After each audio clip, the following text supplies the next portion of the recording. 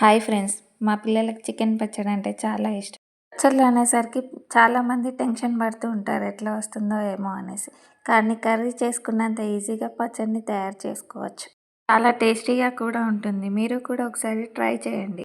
బయట నుంచి తెచ్చుకోవాల్సిన పని ఉండదు. ఇంట్లోనే ఫ్రెష్గా తయారు చేసుకోవచ్చు. కేజీ చికెన్ తీసుకొని ఉప్పు పసుపు వేసి పక్కన పెట్టుకోవాలి. ప్యాన్లో నూనె వేసి వేడయ్యాక చికెన్ ముక్కల్ని వేసి బాగా ఫ్రై చేసుకోవాలి. ఫ్రై చేసుకున్న చికెన్ ముక్కల్ని పక్కకు తీసి అందులో అల్లం వెల్లుల్లి పేస్ట్ వేసి చికెన్ ముక్కల్ని వేసుకోవాలి.